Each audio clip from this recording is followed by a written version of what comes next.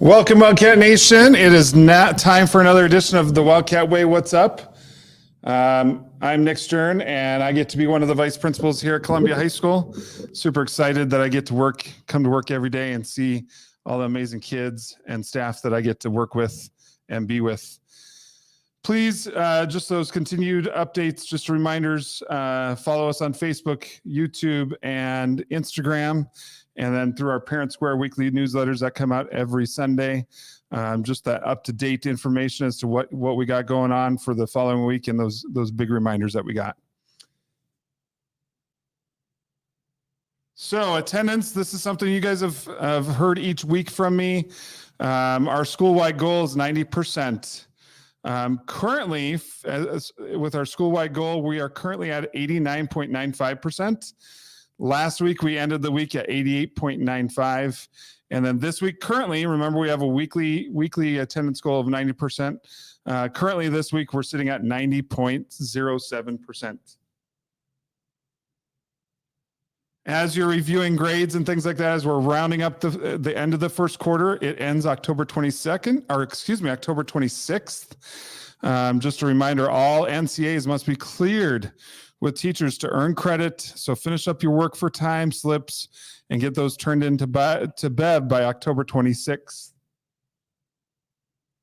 So what is an NCA? So as you are reviewing Power School and notice that you don't have a grade for something, and an NCA is there, that means that there's no credit awarded at this point because there's 4 or more absences in a class period. So students should be getting that work for time slip from Bev Vickery. She's in our attendance office. They meet with the teacher to find out what learning they still need to get accomplished. And then they finish that learning and have that teacher go back and sign that work for time slip. And then they will earn their grade back. So we need to get that done very shortly, because the end of the quarter is actually tomorrow, the 26th. We have some exciting news. We have another set of people that are going to be taking place at state. So Carson Osler and Jade Anderson made state as a cross-country members. And so their state cross-country championships are this Saturday, the 28th at 2:30, and that's in Pocatello. So we wish them great luck in running their cross-country state tournament.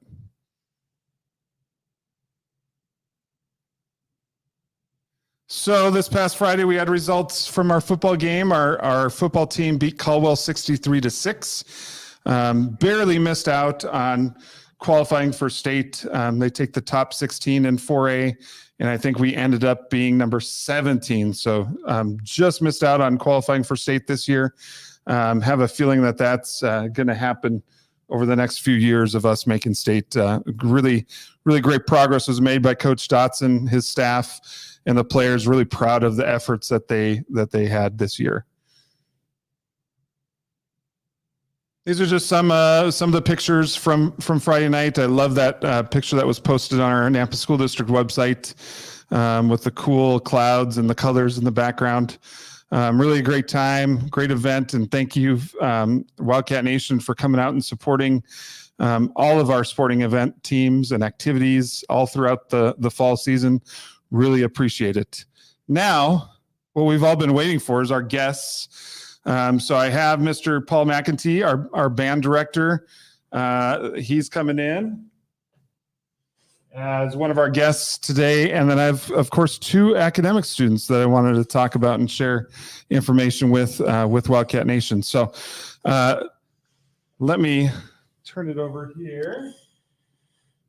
All right, Mr. McEntee, welcome. Thank you so much for being here. Hey, thank you, Mr. Stern. And I love how you're wearing your Fresno State sweatshirt. Absolutely, got to represent. It's Wednesday. Boise State, Fresno State. It's college application week. It is. It's college day on Wednesday, so we sport our college gear on Wednesdays. So thanks for coming on. So you just had that. We just put up that flyer with the D3 that happened over the weekend. So that happened at Albertson Stadium on the blue.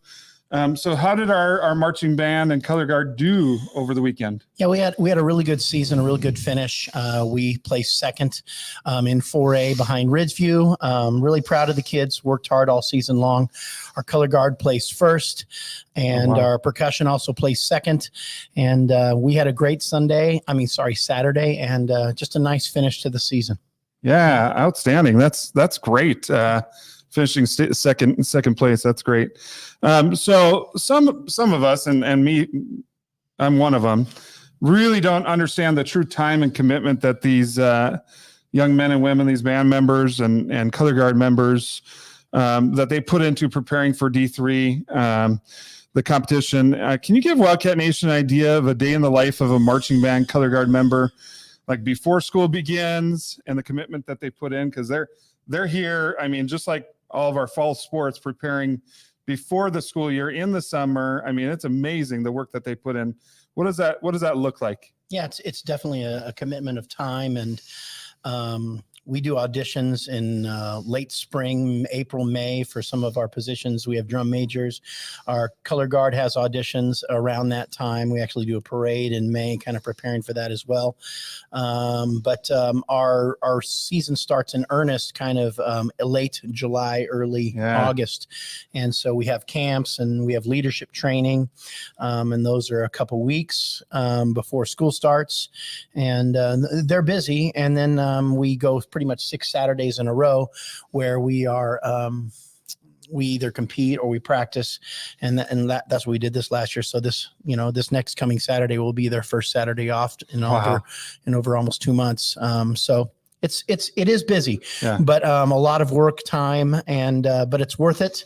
The kids enjoy the process. I know, just seeing the end game and seeing the progress and seeing where they start and where they finish. And that's I think the best part of marching season. That's outstanding. Yeah. And it's not just the kids and the staff like you and your coaches and stuff, but it's the boosters, it's the parents and stuff, because there's a lot that they help and add to it. Is that right? Oh yeah. Parental support is very important.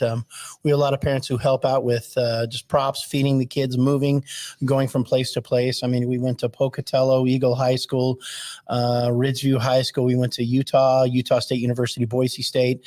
And so we had all those different competitions where parental support is definitely important. And we have a lot of support, and thankful for that as well. That's outstanding. So what's next? So D3 is over. Now what do our marching band members and color guard members do? Sure. Well, we pretty much turn right around. We're hosting a D3 Jazz Festival at the end of November, beginning of December. We also have our Christmas concert that's going to be in the first or second week of December, preparing that for music. We have some people who have auditioned for All-State. It really never ends. It's the next thing. Okay. My last question for you, and this is a fun one. So how many instruments do you play, and what's your favorite? Good. Well, it depends on what your definition of the word play is. So I consider myself really just I would probably say 2. To the average person, they'd probably say I could probably play 11, 12, but 2. My favorite instrument is actually the guitar. It's the one that I play, but I went to college on playing brass instruments. So, okay. Yeah. That's outstanding. Thank you, Mr. McEntee. One more question though. Yeah. This, you didn't even know to prepare for this one. So Fresno State, Boise State play in just a few weeks. Yeah, next week. Yeah.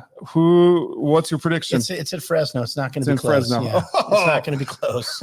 It's not going to be close. Sorry. So Boise State's going to rout them then, is what you're saying. Yeah, that's exactly what I'm saying, Mr. Stern. Thank you for interpreting that for me. Thank you, Mr. McEntee. Really appreciate you coming on. Next up, I wanted to share with you some exciting news, and I have these guests coming on to our Wildcat Way What's Up here in just a minute. But we want to congratulate a couple of our seniors, Julieta and Brizeida. They were at a conference, and they both received $52,000 scholarships from the College of Idaho, and Julieta also received a scholarship for $1,000 to Boise State. So they have some decisions to make over the course of the next few months. So come on in, ladies. And I'm going to step off to the side here. So you guys can move those, whatever. Yeah. So Julieta and Brizeida, thank you so much for coming on to the podcast. Really appreciate it. Welcome. No, What do you think? Pretty cool area. Yeah, no, it's really nice. Thanks for having us. Yeah, This thank is you. Yeah. cool. So you guys were able to go to Hispanic Youth Leadership Summit last week. Can you tell, Julieta, can you tell Wildcat Nation what that leadership summit was all about and what you were able to learn from it?